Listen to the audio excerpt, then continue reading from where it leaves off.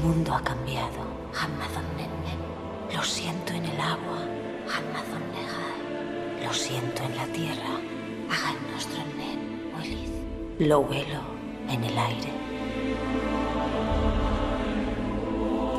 J.R.R. Tolkien dijo: la fantasía es un derecho legítimo de todo ser humano, pues a través de ella se halla una completa libertad y satisfacción. Mi nombre es Javier Jerez, bienvenidos a Cine Qua Non.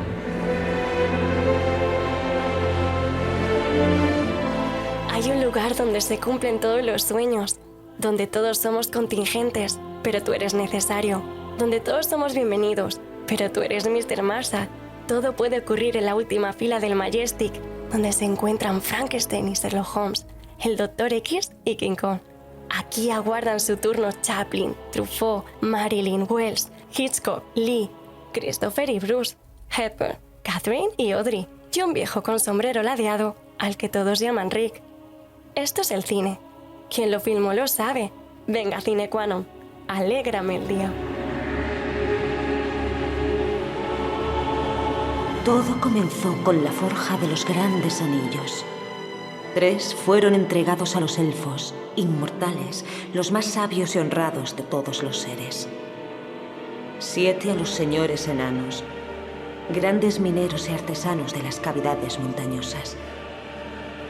Y 9 fueron entregados a la raza de los hombres, que ansían por encima de todo el poder.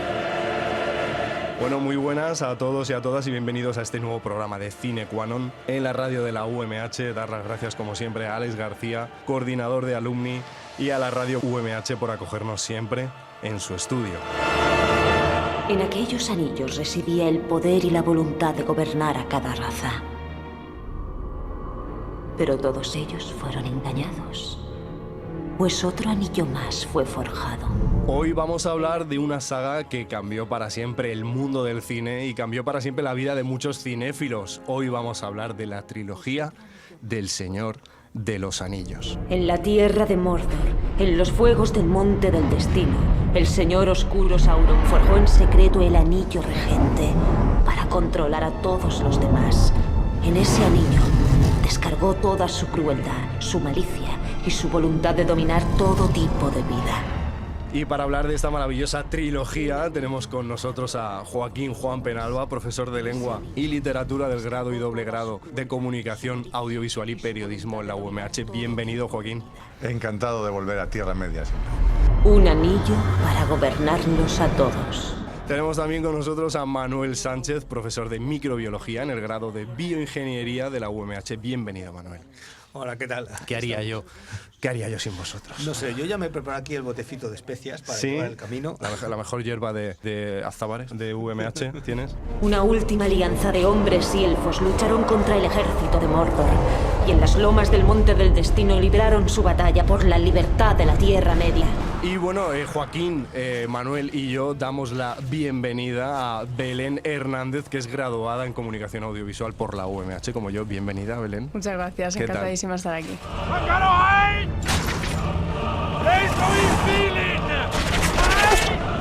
Y tenemos también con nosotros a Paul Torregrosa, periodista y escritor aficionado. Bienvenido, Paul, y muchísimas gracias por estar aquí. Muchas gracias. Hemos desayunado lembas para darle con todo. La victoria estaba próxima. Pero nada puede acabar con el poder del anillo.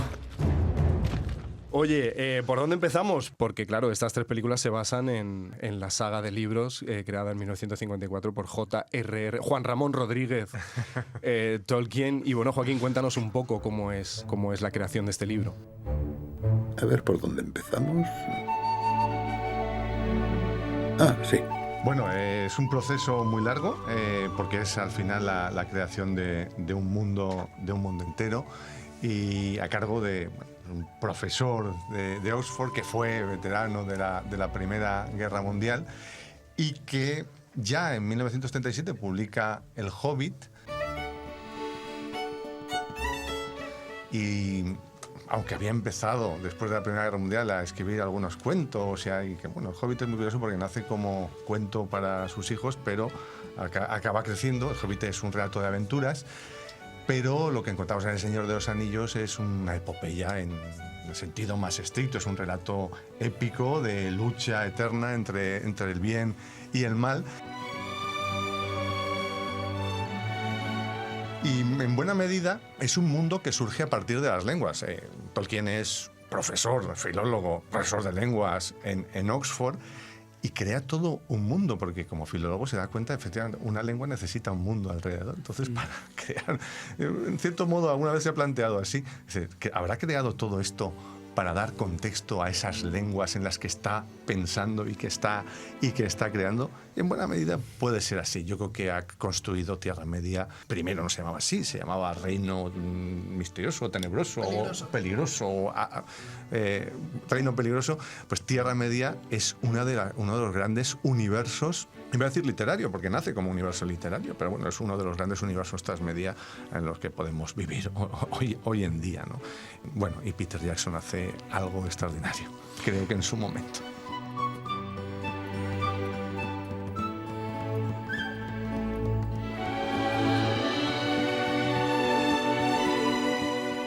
Tolkien inventa primero el idioma. Sí. Y después se inventa una justificación para este idioma. Es claro. decir, él es filólogo y lo primero que hace es inventar este idioma. Claro, eso es algo que los filólogos tienen muy en cuenta. Dice, una lengua no es la lengua sin más. Necesitas un contexto histórico. Todo, claro. Una lengua con una cultura, unas referencias. Claro, la lengua no existe sin una cultura, ¿no? En África dicen, ¿no?, que para criar a un solo niño hace falta toda una tribu. Bueno, pues esto es exactamente igual. Para que aparezca una lengua hace falta todo un mundo, un espacio, un lugar, una historia, unos personajes, personas o no. Ahí hablaremos después de eso.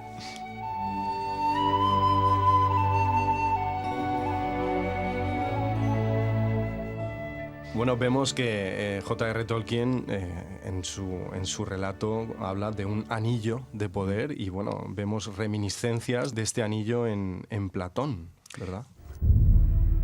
Hay un mito, que es el anillo de Giges. Hay además un artículo precioso de La Cortina donde habla de eso.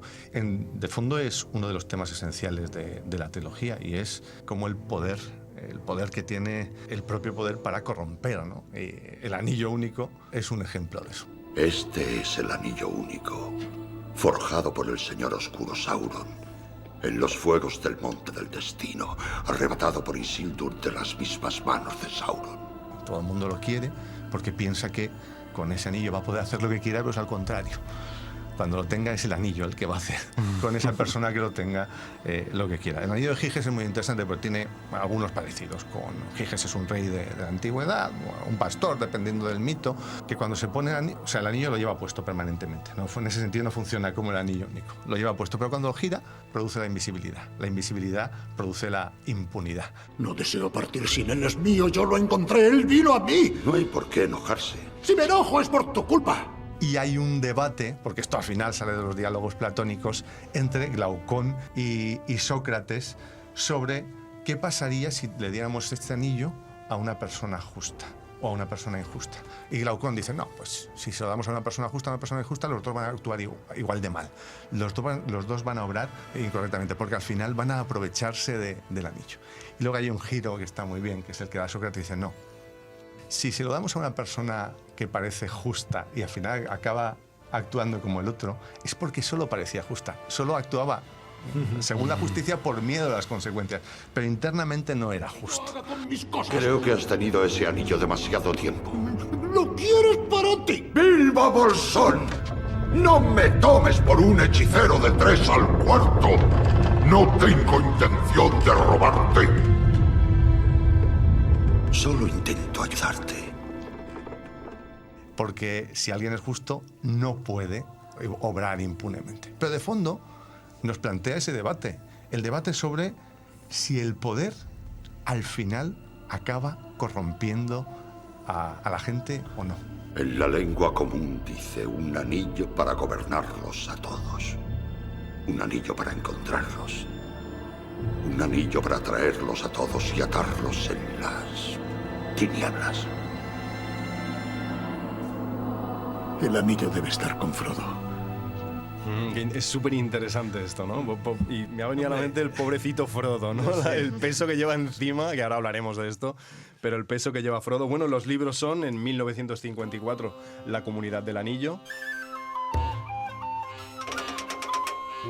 Y justo un año después se publica Las Dos Torres y El Retorno del Rey. Tengo aquí anotado que el libro tardó más de 20 años en traducirse al español.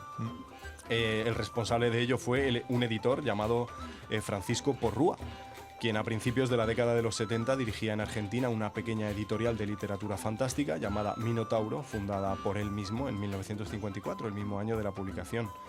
Bueno, los libros fueron ilustrados por Alan Lee y John Howe, que trabajaron, por cierto, en las películas. Y bueno, ¿cómo era el mundo en ese 1954? Pues en ese año se estrena La Ventana Indiscreta de Alfred Hitchcock. Os invito a que veáis nuestro último Cine Quanon, bueno, a que escuchéis nuestro último Cine Quanon que trata sobre Hitchcock. Manuel, se funda el CERN, con el laboratorio de física más grande del mundo en Suiza, el Colisionador de Hadrones.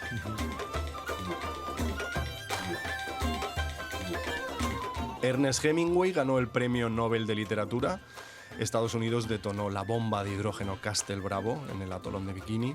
Se estrena la película Godzilla de Ishiro Honda. Es decir, en este contexto, en este panorama, Tolkien lanza al mundo esta historia, esta fantasía pura, ¿no? Diríamos, Joaquín, en el tema de la literatura. Sí, alta fantasía a veces lo llaman, ¿no? Fantasía medieval también puede ser, pero efectivamente ahí estamos, aunque también es muy fácil de ver. Yo creo que un libro como El Señor de los Anillos no se puede escribir antes de la Segunda Guerra Mundial, por ejemplo.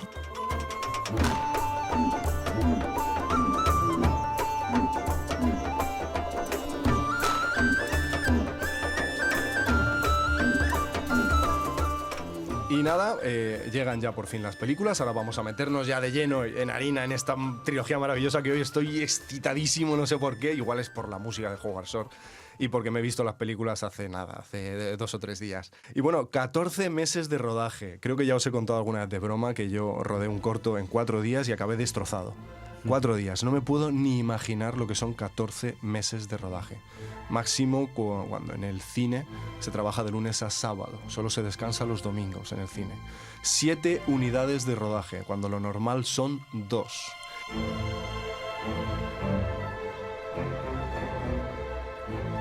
Paul, se estrena ya por fin estas películas. La primera, La Comunidad del Anillo. ¿Y cómo es este momento en el que tú vas al cine? ¿Tú ya eras fan? ¿No eras fan? ¿Cómo te enfrentas a la película? Con miedo. Con miedo, ¿verdad? Porque yo había leído El Señor de los Anillos, yo empecé a leerlo con 10 años y desde entonces todos los veranitos, pum, pum, pum, caía El Señor de los Anillos. Y vas con miedo porque, a ver, yo era... Le tienes mucho cariño. Claro, yo tenía 15 años cuando se estrena la película y ya había tenido tiempo de tener otras decepciones. De ver otras adaptaciones que no habían sido lo que uno esperaba. Y El Señor de los Anillos realmente parece demasiado grande como para adaptarla correctamente.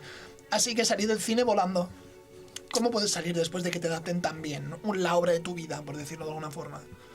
Fue una experiencia diferente a cualquier otra cosa que yo hubiera visto en el cine hasta entonces. Recuerdo perfectamente que fue un impacto muy superior a ir a ver La Amenaza Fantasma 2 años antes, que fue como el contrapunto. El Me Sacan no era una adaptación, pero era la continuación de lo que yo había visto en Casa de Crío. Y se notaba, se notaba.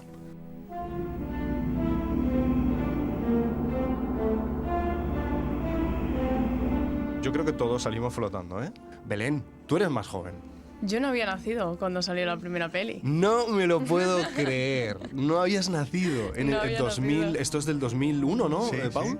Vale, bueno, entonces yo doy por hecho de que en el cine no. Correcto. Fue curioso porque la descubrí un poco de... Es que fue suerte. Yo creo que fue suerte. Porque en 2012 yo fui al centro comercial con mi padre y nos sobraba el tiempo. Y me dijo, ¿quieres ir al cine? Y yo, vale. Y digo, uy, esa de ahí era El Hobbit.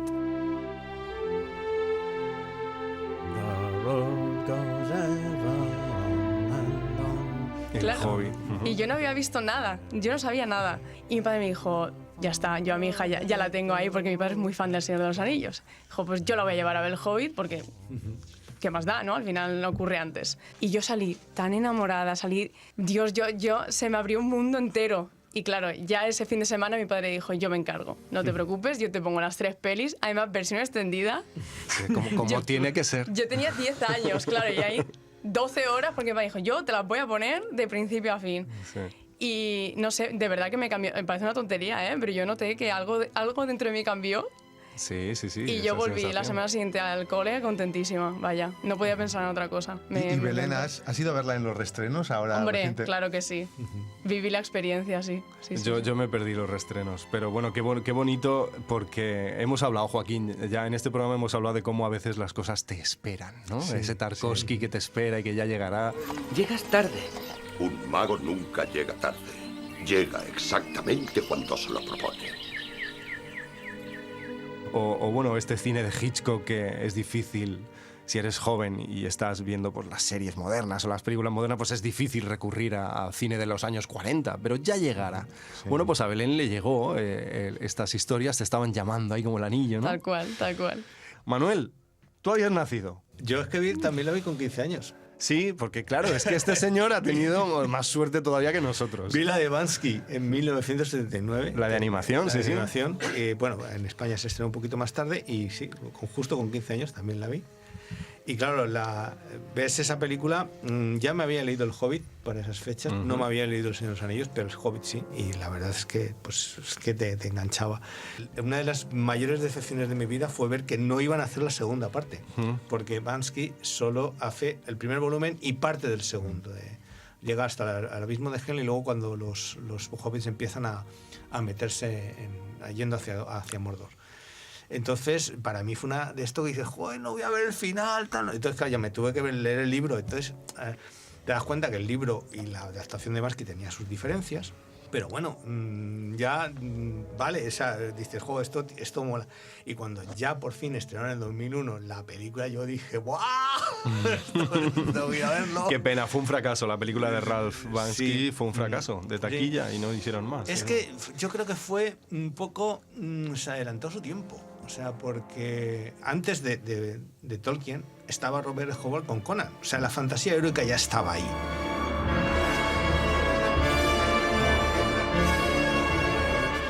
Y digamos que en ese momento, Conan, por ejemplo, el cómic era un pelotazo.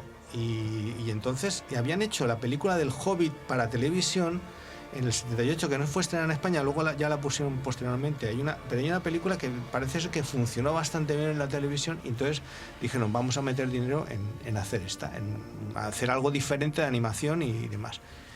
Fracasó, o sea, por lo que sea, fracasó. No está mal, digamos que la animación tenía además sus cosas, porque intentaban poner imágenes reales sobrepuestas, así Sí, mezclaban rotoscopia con laminados y con animación tradicional. Sí. Era una cosa muy atrevida y muy arriesgada. Entonces, bueno, pues... pero bueno, yo ya dije... Yo ya caí rendido ante Tolkien y dije, yo esto me lo tengo que leer. Me lo leí, me encantó aquello, tal. Y claro, cuando sale el 2001 en la película... mi mujer estaba embarazada y nos fuimos era mi segunda hija, y nos fuimos a verla. Dejamos a nuestra hija mayor, la dejamos con los abuelos y dijimos, tenemos que ir a ver esto porque... Y salimos los dos diciendo ¡guau! Y luego después con mis hijas le pasó lo mismo que con Belén. O sea, yo les cogí y les dije, vais a ver El Señor de los Anillos. No, papá, no, que te he dicho que sí. Vais a verlo. Y alucinaron en colores.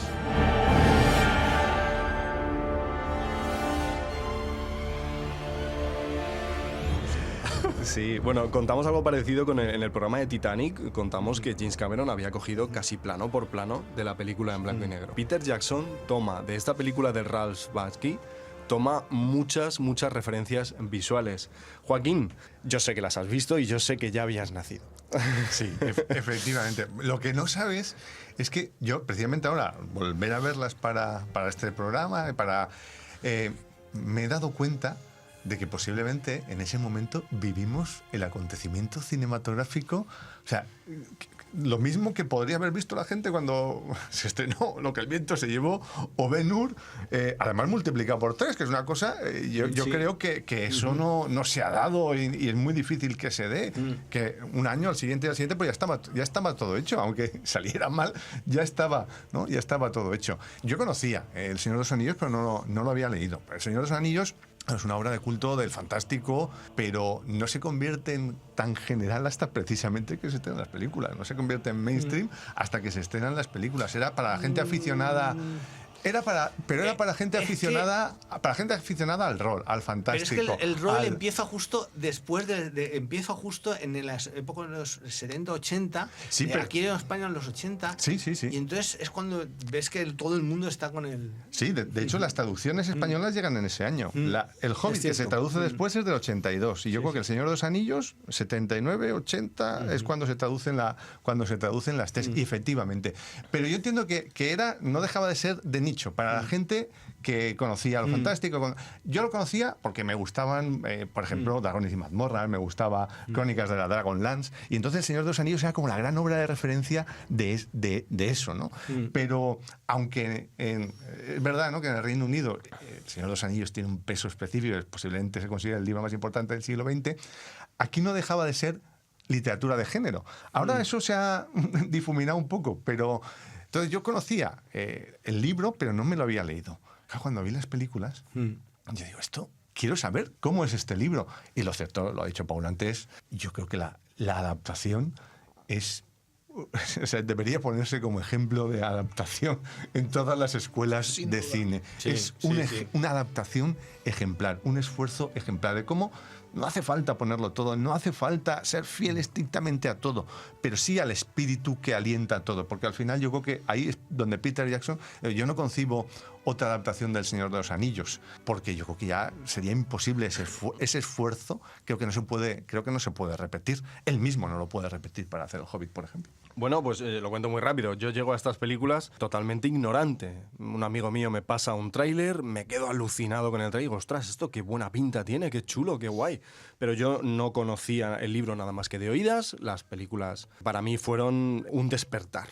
Es decir, cuando yo me siento en el cine, ahora contaré cuál es mi secuencia favorita y el por qué.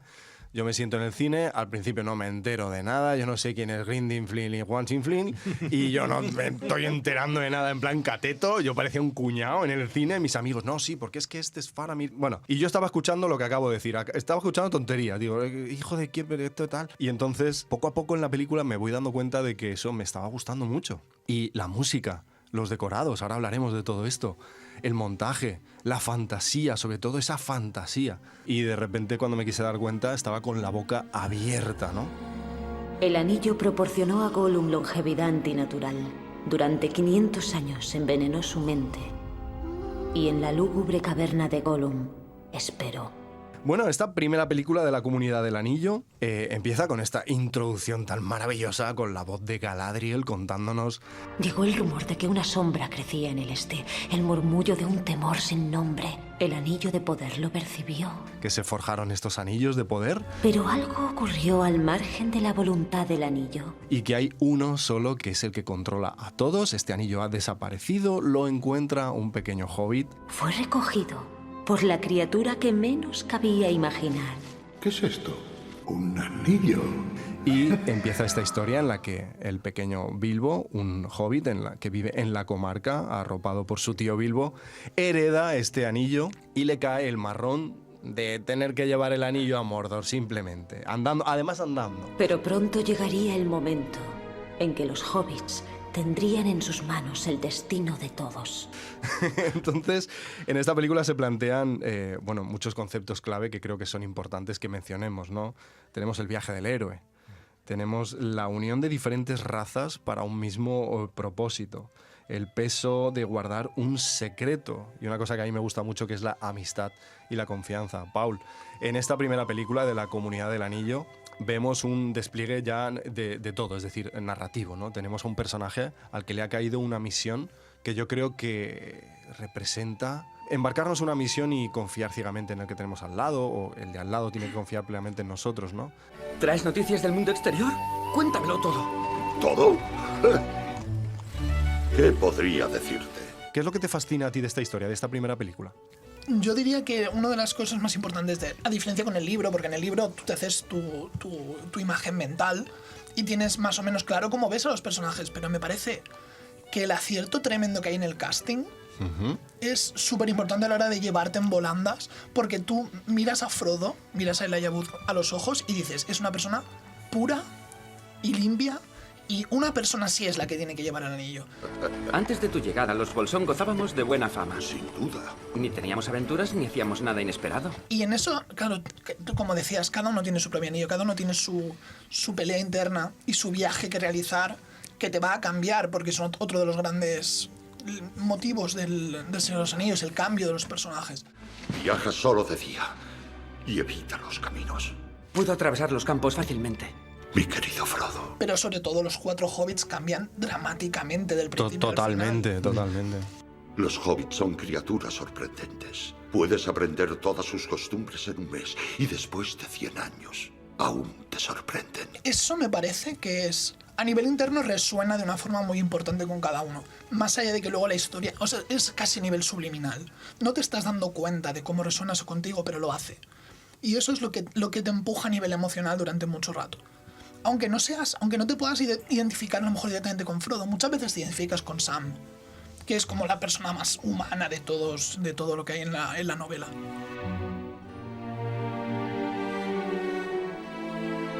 Con Pippin.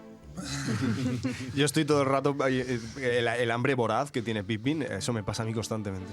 O sea, yo me como las piedras. El segundo desayuno. El segundo y el tercero. Belén, ¿qué hay de maravilloso en esta historia, en esta primera comunidad del anillo, donde vemos a este grupo tan rico de personajes masculinos?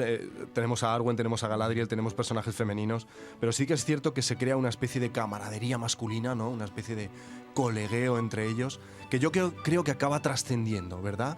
Independientemente de que seas mujer, que seamos hombres, da igual. Como dice Paul, cómo nos acabamos identificando con esta historia tan bonita, ¿no? Y tan tierna. Sí, es decir, yo siento que los personajes del Señor de los Anillos, o sea, al final, cuando ves la peli tú te sientes muy lejos, ¿no? Porque es un mundo al final de fantasía, pero de alguna forma acabas queriéndolos tanto, te sientes tan identificados con, bueno, no voy a decir todos, pero no sé, quieres que todo les salga bien y al final yo creo que lo más guay que tiene la peli, de hecho lo ha mencionado Joaquín antes, no se va a volver a repetir algo así, jamás.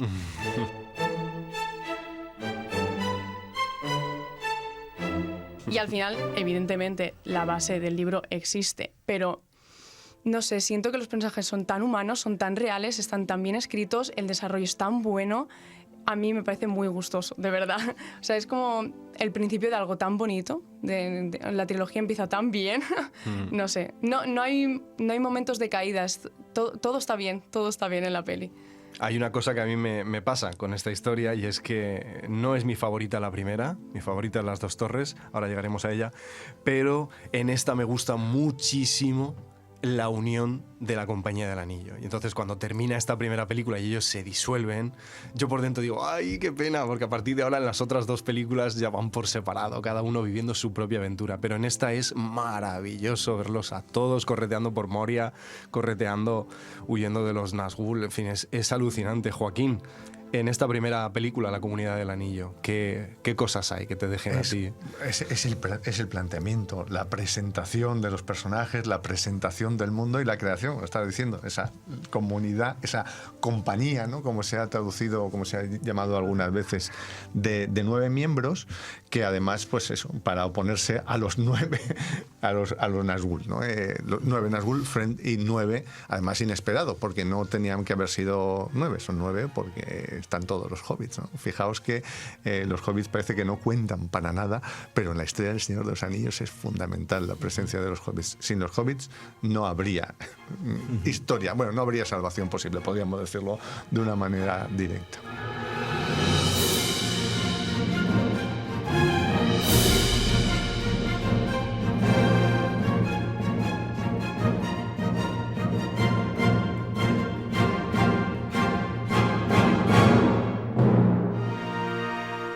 Belén, ayúdame, vamos a enumerar a los personajes, ¿vale? Sí, te ha tocado a ti. Tenemos a los hobbits, que son... Merry, Pippin, Sam y Frodo. Por cierto, ¿te sabes los apellidos? No. Venga, vamos a Frodo Bolsón, Meriadoc Brandigamo, Peregrin Took y Samsagath Gamgee. Muy bien, tenemos después a Gimli. A Legolas. Aparece Viggo Mortensen interpretando a Aragorn. A Trancos, a Aragorn. A Gandalf. A Gandalf. Mirrandil. ¿Quién me falta? Bueno, tenemos a Arwen, tenemos a Galadriel. tenemos al mago malo, Al papá, a Elrond también tenemos. A Elrond, Al sí. papá de- ¿Verdad? Por supuesto. el papá de Arwen, Elrond, A Saruman. Saruman, El señor oscuro Sauron. el señor oscuro Sauron, tenemos a los Nazgûl y luego toda una playa de personajes secundarios colindantes Y que... nos hemos dejado, que es fácil dejárselo, pero nos hemos dejado a Boromir. Bueno, ¿cómo he podido fallar? Claro, es que estoy así pensando y digo, claro, evidentemente tenemos a nuestro Boromir.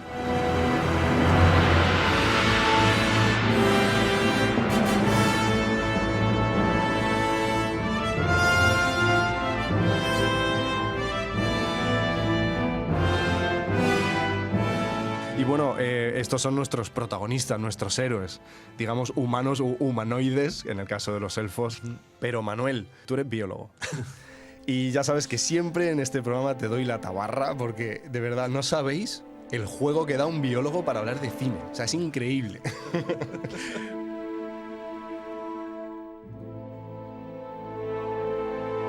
Manuel, en el mundo creado por Tolkien del Señor de los Anillos y representado en estas películas, tenemos una riqueza en cuanto a criaturas y tú creo que como biólogo pues disfrutarás también de esto. Manuel, cuéntanos cómo es esta riqueza.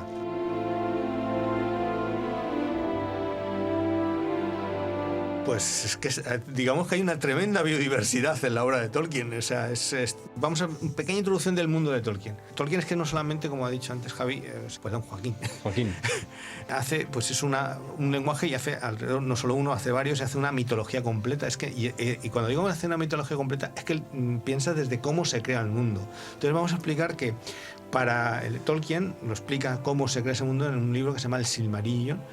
Y bueno, pues ahí dice que el mundo se crea gracias a la música.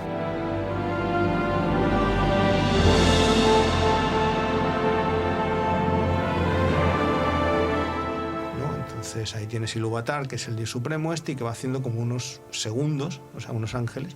Y hay un ángel caído, que es Melkor, y bueno, pues entonces resulta que ahí empieza... Pues toda esta historia empieza la primera edad, se supone que el Señor de los Anillos es la tercera edad. Bueno, esta pequeña introducción.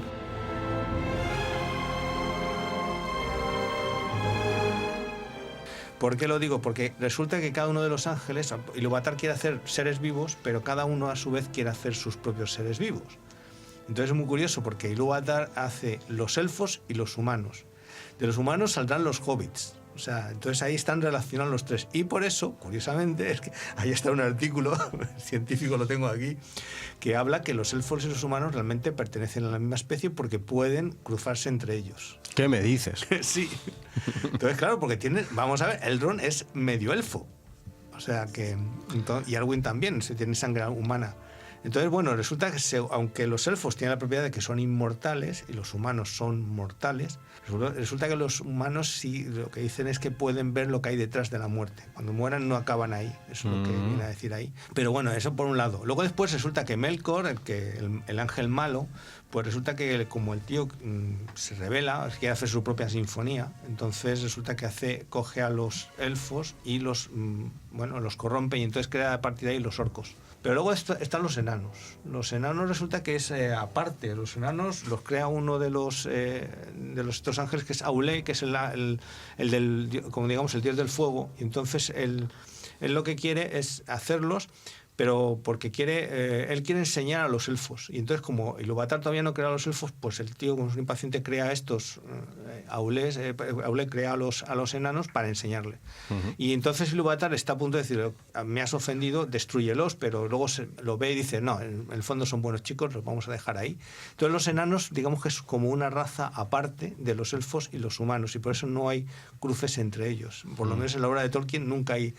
Aunque luego en la película del Hobbit te ponen ese posible romance entre elfo y elfa y enano, pero en la obra de Tolkien no los pone.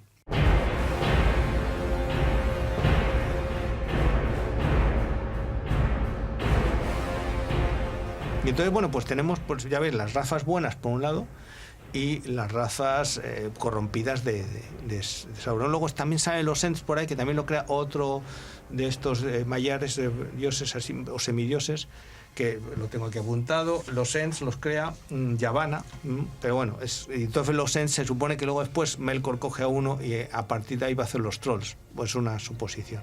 Entonces digamos que, bueno, pues ese sería el árbol, digamos, de filogenética. Yavanna, esa la he visto, de la chica haciendo en Polinesia con la barca y el pollito, Sí, esa la he visto, Bueno, eso digamos que son luego después están ya los animales, etcétera, que ya salen pues lobos, águilas, walrus, tropocientas cosas, vampiros, o sea. En la primera, en la Comunidad del Anillo, tenemos hobbits, evidentemente, ya nos has mencionado, tenemos a los orcos, los enanos, los elfos y los trolls. Pero, Manuel, te hago una pregunta. Intentando hacer un paralelismo con la naturaleza nuestra, la real, por ejemplo, un troll, aparte de mi vecino del quinto, un troll, ¿qué podría ser? ¿Una persona normal que sufre gigantismo, como hemos visto en algunos jugadores de la NBA? Por ejemplo. ¿Vale? Por ejemplo, los enanos. Bueno, pues tenemos el actor Peter Dinklage, el actor que hace de Tyrion ¿En qué? En Juego de Tronos. Eso, claro. Es que estoy hoy que, vamos, en Juego de Tronos, pues sufre esta síndrome que se llama acondroplasia, ¿vale? Entonces, los enanos podrían ser, pues, este tipo de personas, como vemos en la película Willow también, que se utilizaban actores con este síndrome. Pero hay otras criaturas que son totalmente ficticias o inventadas. Por ejemplo, los elfos, los noruegos, ¿no? Sí, sí. Hombre, los elfos tienen características, ¿no? Alguna vez he visto, asiáticas en ese sentido, Sí. ¿no? En algún... ¿Cómo se llama la película esta de Will Smith, que es una película, es un thriller policial, pero se mezclan las especies del Señor de los Anillos? Ah, ostras, no me acuerdo. Bueno, ¿no? pues ahí... Sí, ya me acuerdo. No, sí. ahora mismo no me acuerdo cómo se llama, pero bueno, ¿sabes? Que es un policía. Eso es. Sí, ya me acuerdo, Vale. sí. Y de todas maneras vemos en la Comunidad del Anillo cómo Saruman crea una nueva raza, una nueva especie, un nuevo Los pueblo, Uruk-hai. que son los Mezclando ¿qué? Uruk-hai. Los Uruk-hai se supone que son mezclas de orcos con humanos, pero además con sortilegios. Entonces, en la película lo que vemos es que salen de la tierra. ¿Cuál fue el origen de los orcos? Dime, ¿sabes la respuesta? Fueron elfos antaño, capturados por los poderes oscuros, torturados y mutilados. Que eso es muy típico de la alquimia. O sea, los alquimistas, los homúnculos, se suponía que lo creabas a partir de mezclar ahí en un no sé qué potaje, hay de barro, hay de mandrágora, no sé qué, no sé cuántos. Sí, pero salen como de una placenta, de una membrana, exactamente. ¿verdad? Nacen de la tierra, están naciendo de la tierra. O sea, salen con un saco vitelino y todo ahí, y dices, ostras, esto realmente mola. O sea, Una ruinosa y terrible forma de vida. Y ahora, perfeccionada. Mi guerrero Uruk-hai, dime quién es tu señor. Saruman. Y Paul, nada más nacer, lo primero que hace es coger al orco por el cuello y lo mata. Y dices, estos muy simpáticos no son, ¿eh? Es una forma de decir que esto no es lo que has visto hasta ahora. No. Estos son más malos, son Son más grandes, orcos son 2.0. más fuertes y tienen una mano blanca en la cabeza. Que te lleva a un tema de la evolución que tampoco vemos mucho en El Señor de los Anillos en general, y sin embargo aquí sí que se ve como que es... creo que es el momento en el que realmente te das cuenta de que Saruman no es que se le haya un poquito a la cabeza, sino que se ha vuelto completamente a lo que podríamos llamar el lado oscuro, si estuviéramos en Star Wars. Y el blanco empieza a quedarle grande.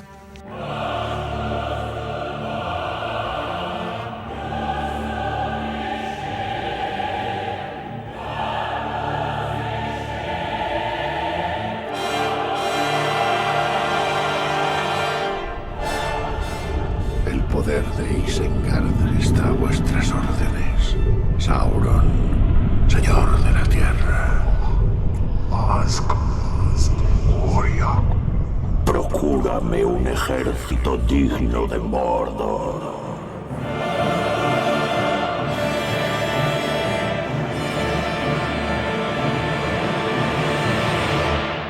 Bueno, antes de meternos en nuestras secuencias favoritas, que creo que es muy importante, ya que estamos hablando de personajes y de criaturas, Vamos a hacer la batida de cuáles son nuestros personajes favoritos, ¿vale? Vamos a empezar por Joaquín, por ejemplo. ¿Vale? Joaquín, ¿cuál es tu personaje bueno y malo favorito de esta primera comunidad del anillo? Bueno, pues yo había elegido a Elrond como personaje bueno, aunque no me parece tan bueno porque escurre el bulto, pero en principio es quien en Rivendell convoca el concilio que lleva su nombre, el concilio de Elrond, es el padre de Arwen, interpretado por Hugo Weaving, que es el malo de Matrix. Forasteros de tierras lejanas, amigos de siempre. Habéis sido convocados para atajar la amenaza de Mordor. Bueno, un personaje que viene de tiempos antiguos, que ha estado, por ejemplo, lo dice en un momento, yo estuve ahí hace 3000 años, cuando le arrebataron el anillo de poder a Sauron, ¿no? Yo estuve allí, Gandalf. Yo estuve allí hace 3000 años. Cuando Isildur aceptó el anillo, yo estuve allí el día que la voluntad del hombre fracasó. Y es un personaje que me interesa mucho, además tiene mucho recorrido en la propia trilogía y también tiene recorrido en el Hobbit. La Tierra Media se encuentra al borde de la destrucción. Nadie puede escapar a ella. Debéis uniros o pereceréis.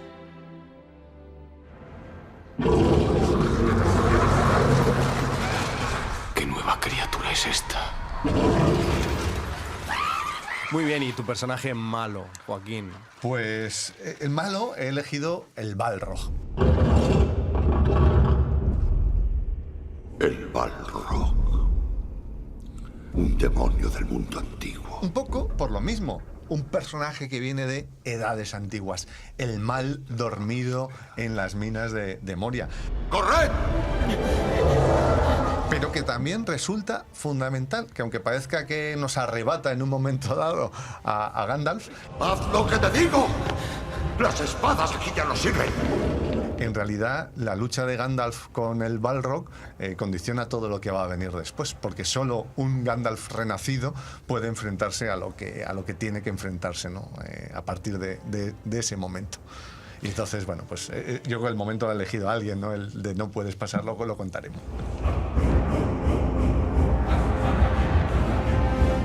Muy bien. Belén, ¿cuál es tu personaje bueno favorito y cuál es tu personaje malo favorito? He de decir que del resto de pelis lo tenía más claro, pero de esta me costó un poquito. Yo elegí a Gimli como personaje bueno. Os alejéis, hobbits. Cuentan que una gran hechicera habita estos bosques. Una bruja elfa. Porque de alguna forma lo veo como muy humano, ¿no? Al principio parece que tiene una coraza como muy grande y es como que no intentas traspasar a ver por dónde va a ir y no lo sabes. Y a lo largo de la peli ya le vas viendo los entresijos y me parece un personaje muy interesante, me gusta un montón. Pues aquí hay un enano al que no embrojará con facilidad. Además, tiene sus partes de alivio cómico, que a mí eso me parece siempre tan bien. Y es eso, simplemente porque lo vi muy humano. Si a alguien le interesa mi opinión, y ya veo que no, Gandalf, podríamos atravesar las minas de Moria. Mi primo Balin nos daría una bienvenida de reyes. Todos me parecen muy humanos, pero concretamente Gimli me gustó mucho la evolución que tuvo. Causa ternura. A mí Sí. me gusta mucho Sí. verlo siempre tan preparado, tan preparado para la batalla con Es el el hacha en la mejor. mano. Es el Pero luego mejor. el pobrecito es el que tiene miedo o le da vergüenza que le cojan de la barba o que le empujen. ¡Nadie empuja a un enano! ¡No, de la barba no!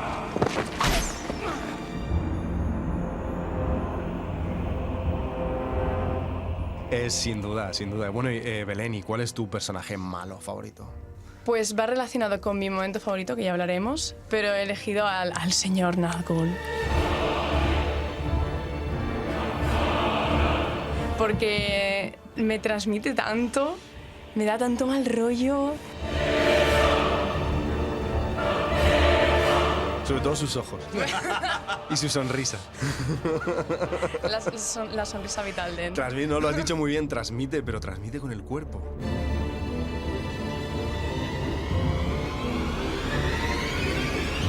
Con su Sí. comportamiento físico, con su gesticulación corporal.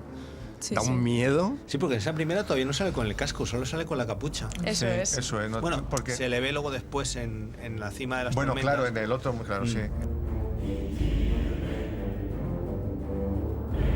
Belén, ¿y Se le ve. qué te gusta de este malo Nazgûl? Ya, bueno, ya has dicho lo que te transmite, ¿no? El miedo ese que transmite.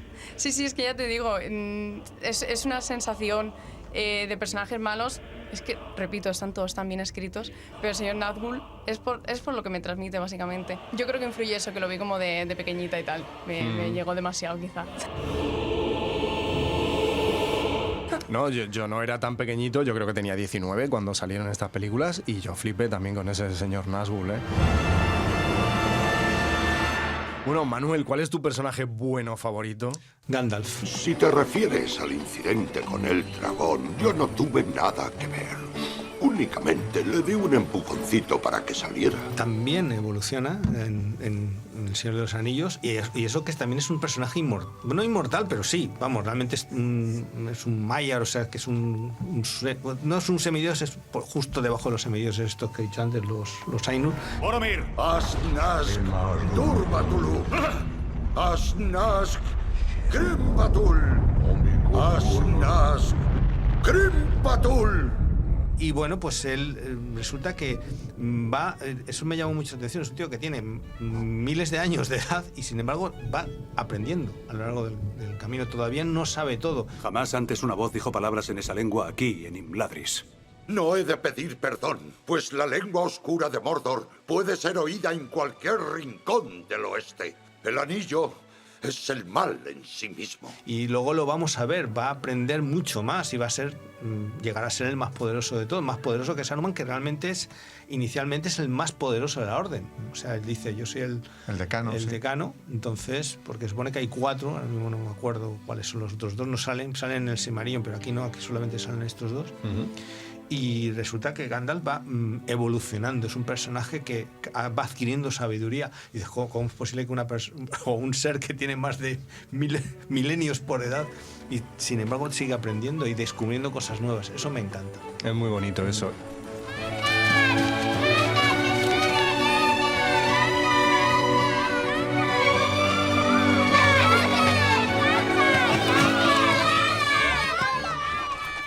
Y bueno, imagino que por contra, tu personaje malo favorito.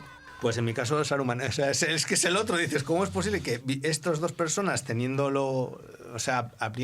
habiendo empezado desde el mismo punto, aunque una jerarquía un poco mayor? El humo se eleva de nuevo en el monte del destino. La hora se acerca y Gandalf el Gris cabalga hacia Isengard en busca de mi consejo, pues para eso has venido. ¿No es así, viejo amigo? Saruman. Que Saruman en el libro es el Saruman el de todos los colores, ¿no? Es Sí, lo leí hace poco además y flipé. Es el de todos los colores, porque supone que es el que manda en todo. La hora está más avanzada de lo que piensas. Las tropas de Sauron han emprendido ya la marcha. Es un hippie. Va vestido con colores en el libro. Va con colorinchis. Sí. Los 9 han partido de Minas Morgul, vestidos de jinetes negros. Están en la comarca. Encontrarán el anillo y destruirán a su portador. Frodo. La escena en la película de Baxi, de hecho, es espectacular. Sí. Soy Saruman, el de los 1000 colores, y se abre la capa gris y salen un arco iris del pecho. Es muy llamativa. Sí, es exactamente. Entonces, bueno, pues me llama la atención que este personaje, que se supone que es el que tiene que dar ejemplo porque es el que está arriba, al final es el que se empieza a corromper del todo y sin siquiera tener el anillo. Simplemente porque, como luego lo descubriremos, que conecta con Saruman y Saruman le empieza a malmeterle desde lejos, por wifi. Le empieza a meter ahí maldad. Debemos unirnos a él, Gandalf. Debemos unirnos a Sauron. Sería lo más sabio, amigo mío. Que un poco él conecta porque él piensa que le puede vencer. O sea, porque teóricamente Saruman es del mismo nivel que Sauron. O sea, los dos son son Ainur los dos. Lo que pasa es que uno está corrompido por el Melkor y el otro pues se supone que es de Ilúvatar. Y entonces ves que dos personajes del mismo nivel, uno le ha engañado al otro y al final le ha llevado a su lado, ¿no? Y entonces a mí eso realmente me llama mucho la atención, ¿no? De cómo una persona con muy buenas intenciones puede acabar haciendo el mal simplemente porque ha sido corrompido. Entonces, bueno, el infierno está lleno de buenas intenciones. Dime, amigo, ¿cuándo abandonó Saruman el sabio la razón por la locura?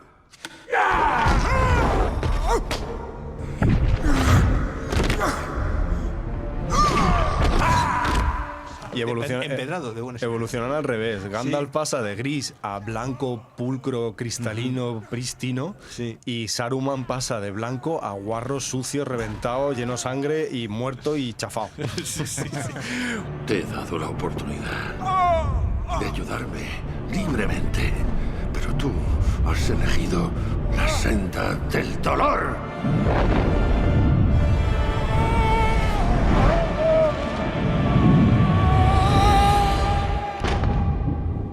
El anillo único solo responde ante Sauron. No tiene otro señor. ¿Qué sabe un montaraz de estos asuntos? No es un simple montaraz. Es Aragorn, hijo de Arathorn. Le debes lealtad. Aragorn, el heredero de Isildur. Y heredero al trono de Gondor. Habodat, Legolas. Bueno, Paul, tú y yo coincidimos Sí. en nuestro personaje bueno favorito. Yo es que tengo en la actualidad además todavía más. En su momento ya era mi personaje favorito, pero conforme pasan los años veo una carencia de un... A ver, ¿cómo lo digo? De un estereotipo masculino no tóxico, pero que sí que me parezca que es indudablemente masculino. Mantiene todos los ideales que te gustan cuando eres un crío. La caballerosidad, la valentía, el arrojo. Pero es tan bueno. Es un líder, no un jefe. Y además... Él levanta el puño y la gente... y va él el primero. Efectivamente. Por lo tanto, los demás le queremos seguir. Dijiste que acabarías uniéndote a mí, renunciando a la vida inmortal propia de tu pueblo. Y lo sigo diciendo. Antes compartiría una vida contigo que enfrentarme a todas las edades de este mundo sola. Y además es que tiene todas las características que querrías tener como hombre. Entonces, para un chico me parece que es una imagen tan poderosa que es muy difícil, a lo mejor no es tu favorito, pero tiene que estar entre los 2 o 3 favoritos siempre, porque no tiene una tacha, no puedes ponerle una cosa mala a Aragorn. Entonces, sobre todo es eso. En su momento ya me gustaba, pero estaba ahí con Legolas, porque a mí siempre me ha gustado mucho el estereotipo del arquero. Siempre en los libros de fantasía siempre me he declinado mucho por los arqueros, me gustan mucho. Pero en este caso es imposible no verte arrastrado por el carisma de Aragorn. ¿Tú no eres elfo? Los hombres del sur son bienvenidos aquí. ¿Quién eres? Un amigo de Gandalf el Gris. Entonces nuestro propósito es común, amigo. Sí, a mí me pasa exactamente lo mismo que a ti. La primera vez que vi la película era Legolas porque era el más aventurero, el más fantasioso, el que hacía cosas más especiales como lanzar 5 flechas en 3 segundos, pero luego con la edad te vas dando cuenta de que Aragorn no es solamente un héroe, un guerrero, es un ejemplo. Me encanta que en las películas él va por delante siempre, ante el peligro. Si con mi vida o mi muerte puedo protegerte, lo haré. Cuenta con mi espada. Él no te manda al peligro y se queda él escondido como un cobarde, como harían otros personajes que vamos a ver, como Denethor, que manda a su hijo a la batalla en la tercera película, pero él se queda mientras se come las frutas. Aragorn va él por delante. Es un ejemplo a seguir, es un líder, no un jefe, y eso me vuelve loco. Y bueno, ¿cuál es tu malo favorito? Aquí coincides un poco con Belén. Pero un poco, porque no es exactamente... Ahí creo que se ha decantado más por el rey brujo de Angmar, específicamente. A mí me gusta lo que simbolizan los espectros.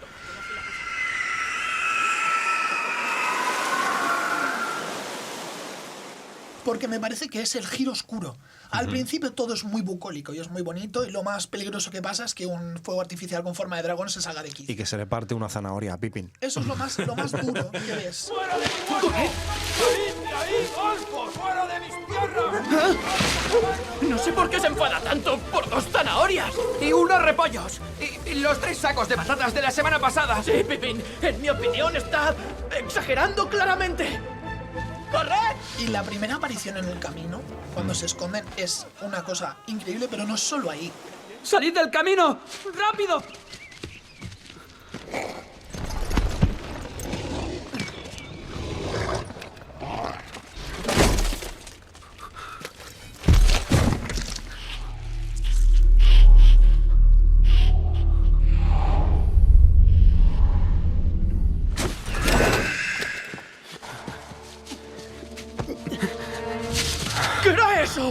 Te pasa después con la persecución a caballo. Y en la cima de los vientos, además, cuando Frodo se pone el anillo y se ven las caras de los humanos, y de verdad entiendes que eso eran personas y que el anillo le hace eso a la gente, te asustas un poquito más todavía. Ya no solamente las cosas más superficiales, cosas que más evidentemente te van a causar miedo, sino que es un miedo más profundo que se te atenaza en el corazón.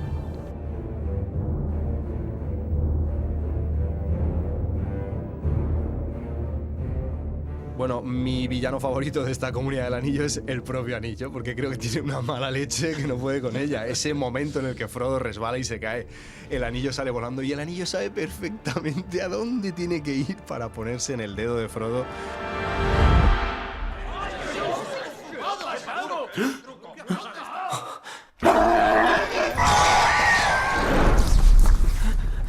Y que los jinetes descubran, ¿no? Porque cuando Frodo se coloca el anillo, digamos que se activa ese poder y los jinetes lo... El anillo quiere ser encontrado. A mí, en esta película, hay una escena, aparte de lo que tú dices de los Nazgûl, cuando les vemos transformados, a mí hay una escena que realmente me parece maravillosa y que demuestra también el poder del anillo, es cuando Bilbo... O sea, está en Rivendell, le dice, déjame ver el anillo otra vez, y entonces hay un instante en que de repente vemos la cara de Bilbo que se transforma en un monstruo. En un monstruo. Sí. O sea, dices, ostras. Y cuando Gandalf pasa los deditos por encima del anillo, de repente ya le mete un fogonazo. Ni siquiera lo toca. De Sauron, sí. En la película de Transvaal que sí que lo coge, pero en esta está muy bien el detalle de Jackson, que el que no puede tocar el anillo. O sea, eso está muy bien. No, Gandalf tiene clarísimo que no quiere ni rozarlo. Él lo dice. Él dice, conmigo adquiriría un poder inimaginable. ¿Cómo lo mete en el sobre así sin tocarlo para...? Por eso mi villano favorito, pues creo que es la mala leche que tiene este anillo. Muy bien, vamos a pasar ahora por cuáles son nuestros momentos favoritos o nuestras secuencias favoritas, porque esta película deja, como ha dicho Joaquín, esto no se va a volver a repetir. Y entonces esta trilogía deja un buen puñado de secuencias que son alucinantes. Y yo sé, os estoy viendo las caras y yo sé que nos ha costado elegir cuál es nuestra secuencia favorita, porque toda la santa película está poblada de un montón de momentazos que son alucinantes.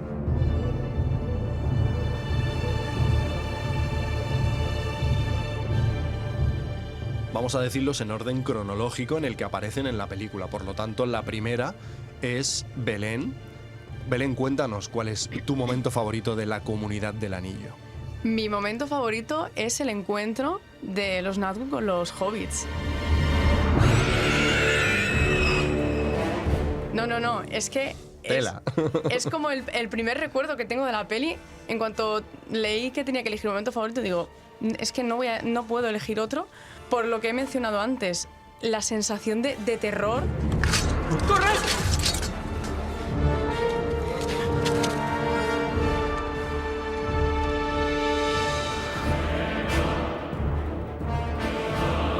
O sea, es el punto de inflexión, tanto para el espectador como para los hobbits, diciendo, esto va en serio. ¡Atrás, malditos!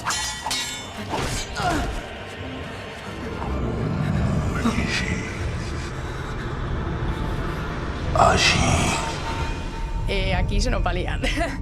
Entonces, yo como espectadora ya suponía lo que iba a venir. Y es esa sensación. Poco se habla, o sea, muchas veces decimos en el cine, la imagen, increíble, pero el sonido, o sea, el sonido de los Nazgûl da un mal rollo. Creo que a nivel de sonido, esta película es alucinante.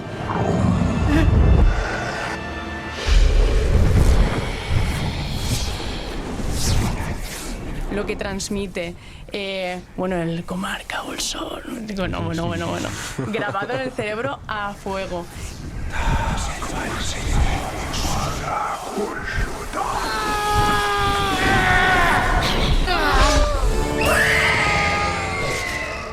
Y nada, es increíble ver la reacción de los hobbits, porque ellos mismos se están dando cuenta de que van a pasar muchas cosas, de que aún les queda un largo camino por delante. ¡Frodo! ¡Frodo! ¡Oh, Sam!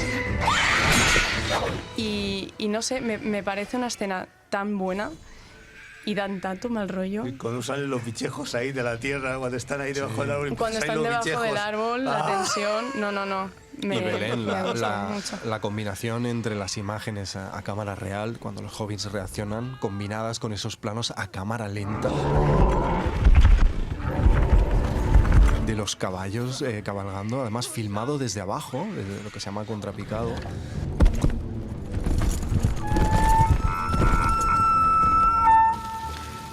Es alucinante. Y como dices tú, la combinación de los sonidos, la música, esos planos tan alucinantes. Y es como dices tú, es la primera vez que vemos a estos personajes tan pequeñitos de tamaño, no de espíritu, pero tan pequeñitos, con estos jinetes enormes. Creo que es probablemente la primera vez que sufren los hobbits, porque ya ven que no van a tener sus desayunos y almuerzos tan increíbles y no sé, me parece muy guay. Es una absoluta maravilla esta pedazo de secuencia en la que los Nazgûl van persiguiendo a los hobbits.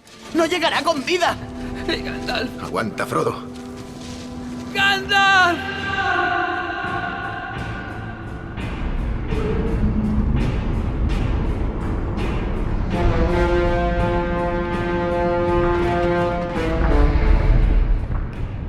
Bueno, muy bien, la siguiente secuencia le tocaría a Joaquín. Joaquín, ¿cuál es tu secuencia favorita de la Comunidad del Anillo?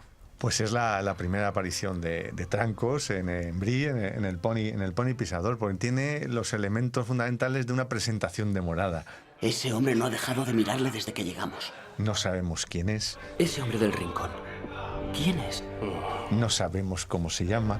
Es un Montaraz, gente peligrosa que vaca por los bosques. Pero está observándolos y en el momento clave los salva. Y luego descubriremos en realidad quién es. De hecho, el propio Frodo, cuando Sam le dice, ahí se nos está mirando desde que hemos entrado, pregunta al tabernero y dice, no conozco su nombre, pero por ahí es un Montaraz de las tierras del norte y aquí todo el mundo lo llama Trancos. Su nombre no lo sé, nunca lo he oído, pero por estas tierras se le conoce como Trancos. Trancos. Y Trancos lo llamamos hasta que llega el concilio de Elrond y hay que decidir quién lleva el anillo, quién hace esa comitiva. Y entonces es Legolas quien le dice a Boromir, es Aragorn, hijo de Arathorn, heredero de Isildur. No es un simple Montaraz, es Aragorn, hijo de Arathorn y heredero al trono de Gondor. Le debes lealtad. O sea, que es el legítimo heredero del trono de Gondor. Y lleva un peso, porque Aragorn lleva un peso, es el peso de la traición de Isildur, claro, del mal de Isildur, porque no entregó, no fundió, no tiró el anillo en su momento. Yo conduje a Isildur al corazón del Monte del Destino. ¡Arrójalo! Donde el anillo fue forjado, el único lugar en que puede ser destruido. ¡Arrójalo al fuego! No. ¡Isildur! Y entonces, bueno, pues tiene ese peso familiar que le agobia. Tú decías que es un líder, pero es un líder a su pesar, que no quiere serlo, pero que al final debe serlo, porque es él, claro, no hay otro. Él tiene, en el caso de Edipo, se concitan dos, el que es, digamos, heredero del trono por linaje y el que es heredero del trono por mérito, que eso son dos palabras distintas, Basileus y Tyrannus. Bueno, pues el caso de Aragorn es exactamente lo mismo. Él es el heredero porque forma parte de la familia, del linaje real, pero es el heredero porque se ha ganado ser el heredero también, ¿no? Es una secuencia chulísima, porque cómo combina Peter Jackson los planos de la reacción de los hobbits con ese plano de los ojos, luego un plano del humo. Ilumina un poco más cuando absorbe el puro, como se utilizan trucos como subir el volumen de la música en ese momento. Aquí se conoce como tranco. Eso es. Y de repente todos pensamos, ¿quién será este apuesto guerrero? Arwen, no mires atrás. Cabalga veloz. Muy bien, bueno, pues por orden cronológico me toca a mí. Mi secuencia favorita es la secuencia en la que Arwen ayuda a Frodo a escapar de los jinetes. No lo limas, Frodo, no lo limas. ¿Qué hacéis? ¡Esos espectros siguen por ahí! Y el motivo por el que es mi secuencia favorita es porque en el cine, aquí ya llevamos, pues creo que 40 minutos de película fácilmente. Y es en esta secuencia donde me di cuenta de que mi ignorancia hacia este relato del Señor de los Anillos estaba empezando a convertirse en algo personal. Me estaba dando cuenta de que esto me estaba gustando mucho.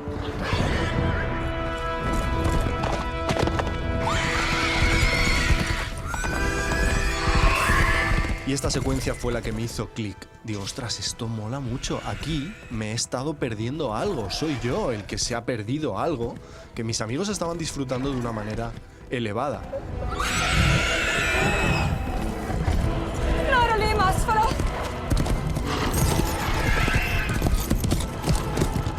Esta secuencia comienza con los Nazgûl de Belén han herido a Frodo. Frodo está, digamos, cayendo en una especie de hechizo maligno y tienen que llevarlo corriendo a Rivendell para que Elrond lo pueda curar. En el libro aparece un personaje que se llama Goldfinger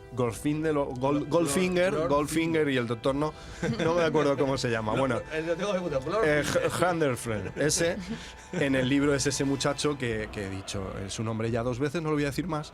Y en la película es Arwen, la hija de Aragorn. Sí, claro. La hija de Frodo. Es que hoy estoy de verdad. Y además con tanto nombre hoy me va a costar un montón. Es la hija de Elrond. ¿Vale? Esta muchacha coge a Frodo a caballo, se pone a galopar por las praderas y tiene que huir del ataque de los 9 Nazgûl. Pero cuando llega al río, Arwen se para. Entréganos al mediano, mujer elfa. Se gira y dice, ¿que me vais a seguir vosotros a dónde? ¿A Rivendell? ¿Que vosotros? Ahora verás tú. Si le queréis, venid a por él. Y hace un hechizo y una invocación que se te ponen los pelos de punta, que en el cine me llevé las manos a la cabeza y dije, Dios mío, cómo mola esto.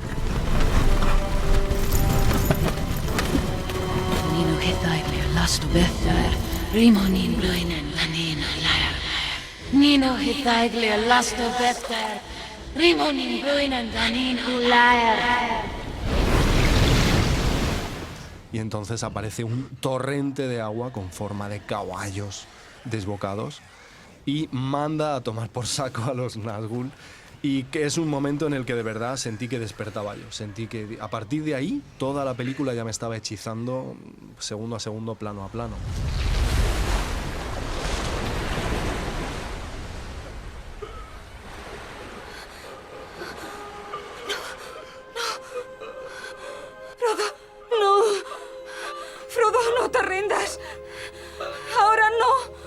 Me ha costado mucho elegirla, porque esto tiene un montón de momentazos. Solo nos queda una opción ahora.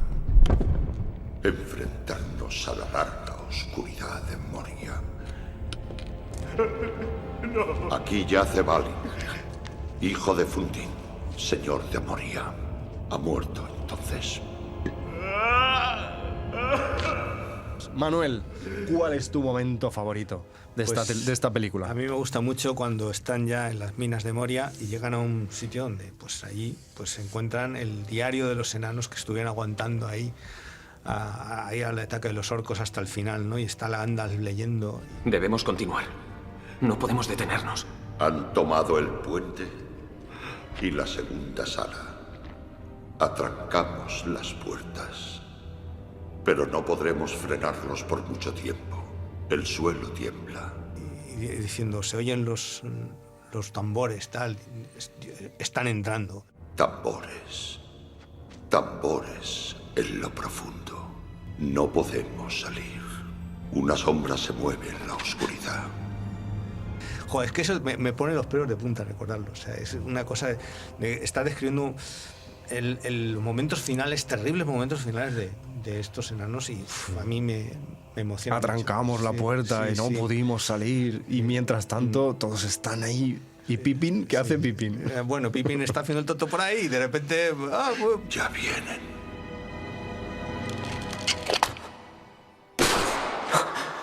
En realidad ahí parece que más es un accidente, pero en el libro te escribe que está el tío burrillo tirado por un pozo una cosa. ¿En serio? Y dice, venga, a ver qué pasa.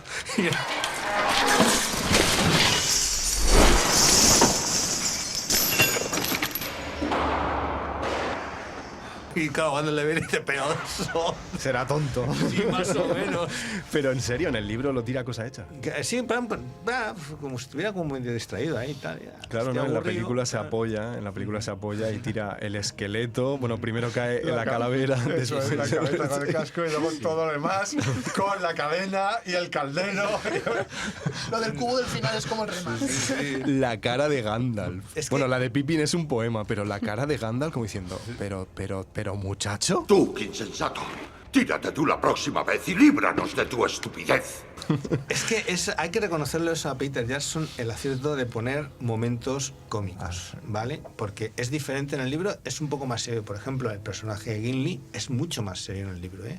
No es la pareja cómica de aquí, que es Legolas Gimli, en el libro no existe. O sea, hay un momento así, pero no, Gimli es un tío mucho más serio, mucho más épico. ¡Dejad que venga! ¡Aún queda un enano con vida en Moria! Pero es diferente, pero reconozco que no me disgusta. O sea, es... Pippin, en cambio, sí que es más... en el libro es más cómico, más... Sí, mete más la pata y todo esto y tal. Pero, y aquí la han acentuado más. Pero no me disgusta, o sea, digo, bueno, vamos a ver, el cine es el cine, tiene su propio lenguaje y aquí a mí Peter Jackson me ha gustado que coja y aligere las cosas. No hemos hablado, pero hay una alejera. La historia de Tom Bombadil no aparece para nada, toda esa parte, aunque hay un episodio de Tom Bombadil que sí sale en la segunda, que ya hablaremos de ello más adelante. Y esa escena que comentabas tú es una vez más cogida, casi no te voy a decir plano a plano, pero súper inspirada en Baxi. Es muy parecida a la de Baxi. Totalmente. Que ya era terrorífica, porque empiezas a escuchar los tambores y ves lo que viene y dices, vale. Sí. ¡Largad!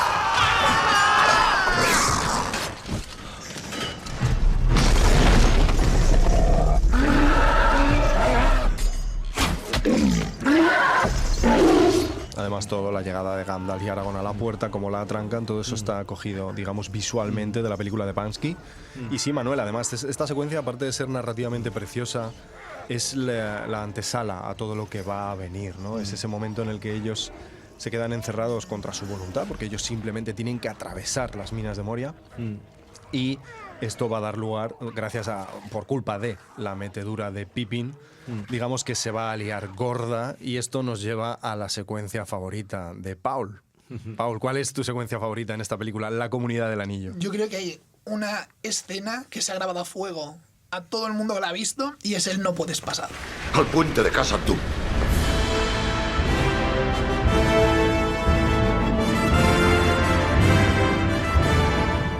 Ha dado lugar a memes, ha arrasado internet. A todos nos gusta el discurso entero. No puedes pasar. Llama de Odún. ¡No puedes pasar! ¡Gandalf! Pero el momento en el que ves al Balrog y dices, esto es un demonio mayor. Esto es un mal con el que nadie de la comunidad puede combatir excepto él.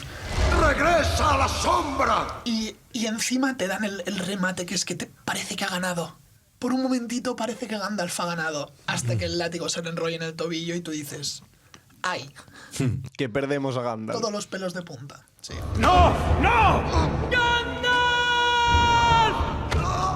Es alucinante. Sí, es verdad que además justo antes de caer dices, corred insensatos, que se ha convertido también en un meme y se ha convertido en una frase repetida. Sí. Yo la digo mucho. Es una absoluta locura, es una locura. Y además, cómo ha combinado a los actores reales corriendo de verdad sobre decorados reales con las maquetas. Cuando vemos el puente de Khazad Dûm de lejos, está hecho con una técnica, con un programa muy famoso que se llama el Massive, para crear grandes cantidades de personas. Pues en este caso crearon a Gandalf, a los hobbits, a Luke Skywalker, a Darth Vader y a Harry Potter. Y entonces es esa combinación de tantas cosas. La música en ese momento se apaga. No me refiero a que se quite, sino que la banda sonora baja. Escuchamos retronar la voz de Gandalf. Soy siervo del fuego secreto, administrador de la llama de Anor. ¡Tu fuego oscuro es en vano! ¡Llama de Udún! ¡Regresa a la sombra! Y cuando clava el bastón en el puente, yo creo, Paul, que es una pedazo de secuencia. ¡No! ¡Puedes pasar! alegra que la hayas traído a colación. Además viene de el momento de música más famoso de toda la serie, cuando ellos corren por el puente de Khazad-dûm y se escucha pam, pam, que además luego vienen, como decía Jaime Altozano, no sé si habéis visto su vídeo sobre la banda sonora, para va, 9 golpes, que son los 9 miembros de la comunidad.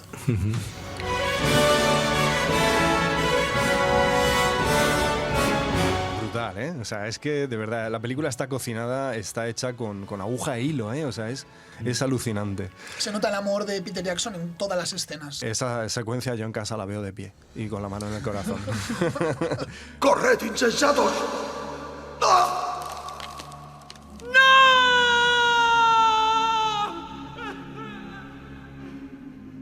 Bueno, esta película tiene una de las mejores muertes de la historia del cine y además uno de los personajes a los que le tenemos cariño, ¿no? Que es esa muerte de Boromir, que está haciendo todo lo posible por defender a los hobbits, a Frodo y a Sam y a la causa y al anillo.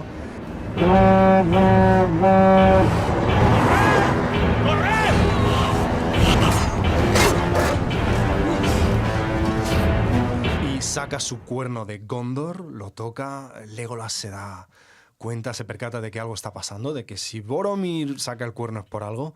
Y madre mía, ¿cómo es ese momentazo, Joaquín, en el que Boromir recibe estas flechas, eh?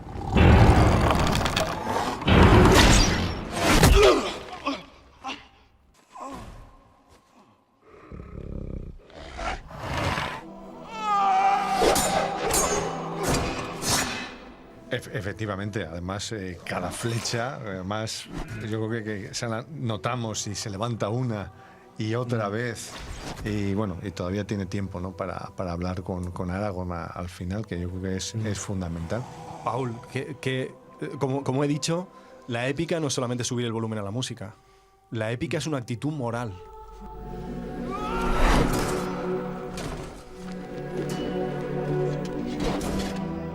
Ese Boromir aguantando, ¿eh? Ese Boromir redimiéndose de lo que ha hecho con Frodo antes. Sí, además es una escena que se te clava en la memoria como se clavan las flechas. Solo recibe 3 flechas, pero si le preguntas a cualquiera cuántas recibe, te va a decir que 8. Y eso habla, o sea, cuenta la escena por sí solo. Manuel, es una muerte impresionante. Sí. Además, para un personaje que tenía una nobleza. Como hemos dicho muchas veces, era un personaje bonito porque era imperfecto, cometía errores. Era un personaje humano. Sí, sí, pero lo que ha dicho antes Paul es que lo de las flechas, además, son mucho más gruesas. Sí, o sea, las flechas de los Uruk-hai parecen jabalinas. Son jabalinas. Entonces, dotas ese dolor de esta persona que de repente dice, me he equivocado, he metido la pata, voy a intentar redimirme, como tú dices, y cómo lucha contra su propia... Es que está muerto ya, pero realmente intenta, o sea, seguir adelante porque tiene que intentar arreglar las cosas y, bueno, es que ves ese dolor, ves esa fuerza para intentar seguir. Es vamos, tremendo. Belén, ¿cómo nos quedamos cuando perdemos al primer miembro? Bueno, ya hemos perdido a Gandalf, pero perdemos a este miembro del equipo, ¿no? Y empezamos a sentir que ya empieza a cojear la cosa, ¿eh? ¿Cómo nos queda? Pesan, las flechas y no solo o sea, la escena es épica porque el personaje lo es y porque te da pena y ya te estás dando cuenta de que se vienen cosas malas y al final es que es aterrador, la verdad, esa escena. Sí, da miedo porque, como decís, son las flechas de los Uruk-hai, no son flechas de trasgos ni de orcos, son flechas hechas con mucha maldad, lanzadas con mucha maldad. Además, ahí el montaje sonoro es importante, el cómo se tensa, es que se escucha, y luego se escucha.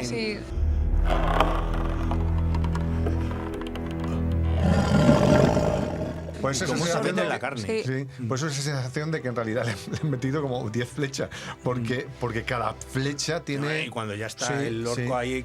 Y entonces cuando llega Aragorn y ¡zap! Se acabó.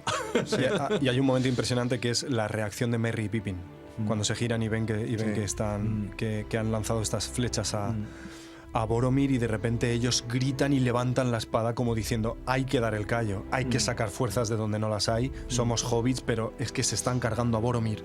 Y ese grito sordo que pegan Merry y Pippin es alucinante y es, yo creo que una de las muertes más bonitas de la historia del cine. Y que deja muy bien el final de la película, la primera parte. Boromir muere en el segundo volumen, al principio del segundo volumen, pero bueno, aquí está perfecto puesto justo como gran final de la primera película. Han cogido a los hobbits. No te muevas. Frodo. ¿Dónde está Frodo? Perdóname. No lo vi venir. Os he fallado a todos. No, Boromir. Has luchado con valentía. Has conservado tu honor. El mundo de los hombres se deshace. Sucumbirá a la oscuridad. Y mi ciudad a la destrucción.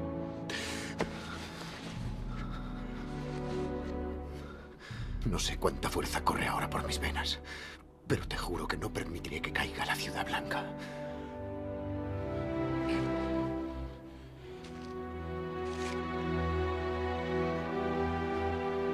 Te habría seguido, mi hermano.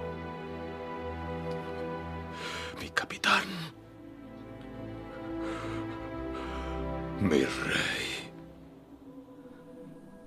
Ve en paz, hijo de Gondor. Esperarán su llegada desde la Torre Blanca, pero nunca regresará.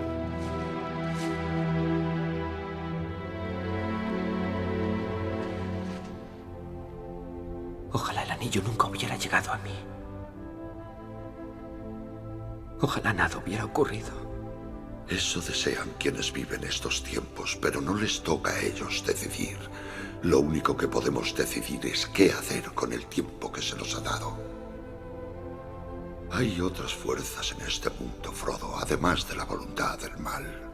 Bilbo estaba destinado a encontrar el anillo y como consecuencia tú estabas destinado a tenerlo. Y eso es un pensamiento alentador. Bueno, muy bien, vamos ya justitos de tiempo, ya estamos al límite, vamos a leer rápidamente, ¿vale? Si me permitís, algunas curiosidades de esta película. El prólogo iba a ser locutado por Frodo o Gandalf, pero se decidió utilizar la voz de un personaje que sí que hubiera vivido esos acontecimientos y al final se optó por la voz de Galadriel. El escenario de Hobbiton se construyó un año antes del rodaje para que la hierba pudiera crecer y el decorado tuviera verosimilitud. Esta es buenísima. El actor Sean Bean, que interpreta a Boromir, tenía tanto miedo a montar en helicóptero que se subía a la montaña haciendo senderismo para llegar al set de rodaje vestido de Boromir. Joder. Cuenta el actor Ian McKellen, que interpreta a Gandalf, que mientras iban con el helicóptero volando lo veían a él chiquitito caminando por la montaña con su mochila, pero vestido de Boromir. Y digo, quiero ver esa imagen, por favor. Quiero ir por Nueva Zelanda haciendo senderismo y de repente cruzarme con Sean Bean. Hola, buenos días. Bueno, ¿qué tal? Nada, bien, soy Boromir, tengo que subir. ¿Ves aquella montaña? Tengo que subir, que vamos a rodar. Y ahí me van a matar además. Y además allí me van a matar. Otra anécdota muy famosa, una curiosidad, es que el actor Sean Astin, que interpreta a Sam, se cortó con un cristal en el pie cuando ruedan la secuencia en la que intenta salvar a Frodo en el agua, cuando Sam se cae porque el pobrecito no sabe nadar. Pues el actor se cortó el pie y la herida era tan grave que se lo tuvieron que llevar en helicóptero. Menos mal que Sam no tenía miedo a volar. Y bueno, la escena en la que Gandalf se choca contra una viga en la casa de Bilbo es totalmente cierta. Ese golpetazo se lo dio el actor de verdad y Peter Jackson hizo lo mismo que habría hecho yo, que es aprovechar ese momento en el montaje y dejarlo en la película. El actor Ian Holm, que interpreta a Bilbo, prestó la voz a Frodo en la película de animación de Ralph Bansky del año 1981. Y mira, luego años después interpretaría a Bilbo en la trilogía. Orlando Bloom se rompió una costilla al realizar acrobacias interpretando al personaje de Legolas. Liv Tyler se cortó el muslo también al desenvainar una de las espadas, la secuencia contra los Nazgûl. Y Viggo Mortensen se partió un diente durante el rodaje en una escena de acción. O sea, los actores se metían tanto en... Bueno, y aunque no se metieran tanto, los rodajes son muy complicados. Que Viggo Mortensen luego iba con la espada y todo, o sea, todo el rato. O sea, el tío se metió del todo. Por ejemplo, en el rodaje de la tumba de Balin, la secuencia favorita de Manuel en Moria, Viggo Mortensen solo se ve del lado izquierdo, porque resulta que en el lado derecho tenía un moratón en el ojo y Peter Jackson decidió no suspender el rodaje, pero decía, oye, pues te filmo desde este lado y así no se te ve. Atentos a esta que es muy buena. John Rhys Davies, el actor que encarnó al enano Gimli, era el miembro más alto de todo el rodaje, con la excepción del actor Christopher Lee, que medía hasta 2 metros el tío. Y bueno, anécdotas de esta película, muchísimas. Curiosidades, muchísimas. Pero bueno, tenemos que cerrar el programa. Vamos a quedarnos con algo que nos aporta o en qué nos ha calado esta primera película. Por ejemplo, nos hizo, yo creo que tener unas ganas locas de seguir y de querer ver la siguiente, ¿no? Paul, cuando termina esta película y te levantas del cine, ¿con qué te quedaste esta película? Y no me refiero a tu secuencia favorita, sino algo que tenga que ver con lo esencial. ¿Con qué te quedaste? Con las ganas que tenía de escribir. Bueno, desde entonces. Ya escribía antes de ver las películas, inspirado por los libros principalmente, pero una vez que vi las películas, la imaginería que tenía en la cabeza era inagotable. Y de hecho he escrito varios relatos cortos y desde entonces. Manuel, termina esta película, te levantas del cine y... ¿qué? Que diciendo, vamos a tener que esperar un año hasta la siguiente. O sea, no. O sea, aquello fue duro, ¿eh? Aquello fue duro. Además, yo también pensé, digo, por fin voy a ver la continuación que no pude ver en el año 80. O sea, es lo que pensé. Dijo, y menos ha merecido la pena esperar. O sea, sí, ¿verdad? Eso. Joaquín. A mí me dio mucho miedo esta película. O sea, sí, claro. Me daba miedo el momento del anillo, el momento de Sauron. Y lo que yo no me imaginaba es que lo que vendría después todavía iba a ser mejor. Muy bien. Bueno, Belén, tú no has tenido que vivir lo que nosotros tuvimos que vivir. En el sentido de que, como ha dicho Manuel, terminaba la película y decías, ostras, hasta el año que viene no tengo la siguiente. ¿Qué? ¿Tú te has librado de eso? Yo me puse la siguiente después, o sea. Claro. Bueno, mi padre puso la siguiente y como terminé todas, fue como mi despertar friki, ¿no? Porque ya le dije a mi padre, a mí esto me gusta, digo, tú enséñame cosas. Y a raíz de ahí, pues ya vi Star Wars, vi un montón de fricadas ya a partir de ahí. Y yo, más palomitas, por favor. Y claro, ya me puse la siguiente. Qué bueno es eso del despertar friki. Es verdad, ¿eh? Fue esta peli, buenísimo, es buenísimo. Sí. Bueno, pues nada, oye, muchísimas gracias por acompañarme en este viaje. La verdad es que ahora que lo pienso, somos un puñadico de fricazos aquí hoy, que pa' qué, y somos un poquito, ¿no? Parecemos la comunidad del Cinequanon. Muchísimas gracias por abarcar esta primera película de la trilogía, La Comunidad del Anillo. Me lo he pasado muy bien, ha sido un inmenso placer. Tenemos curro todavía hoy. Para hablar de esta primera parte de la trilogía del Señor de los Anillos hemos tenido con nosotros a Joaquín Juan Penalba. Muchísimas gracias. Corred, insensatos. Hemos tenido con nosotros a Belén. Muchas gracias, Belén, por estar aquí. A vosotros. Hemos tenido con nosotros a Paul. No puedo esperar a volver. Manuel Sánchez, como siempre, muchísimas gracias. Sin vosotros no podría hacer el programa. Os invitamos a que escuchéis el siguiente podcast que haremos, que será sobre Las Dos Torres. Podéis seguirnos en redes, en Twitter, en cinequanon_UMH o en Instagram, cinecua_non. También podéis seguirnos en YouTube, que estamos subiendo los programas a YouTube. Yo llevaré el anillo a Mordor. Sean felices, pero sobre todo, hagan felices. Aunque no sé cómo voy a hacerlo. Yo te ayudaré a llevar esta carga, Frodo Bolsón, mientras seas tú quien la lleve. Si con mi vida o mi muerte puedo protegerte, lo haré. Cuenta con mi espada. Y cuenta con mi arco. Y con mi hacha. Sea así. Seréis la compañía del anillo. Bien. ¿A dónde vamos?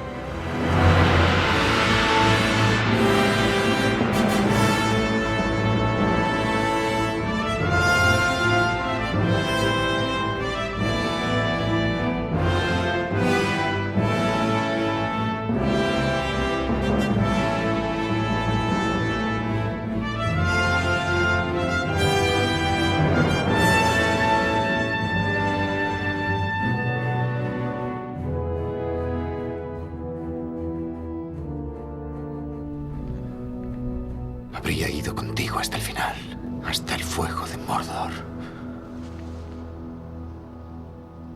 Lo sé.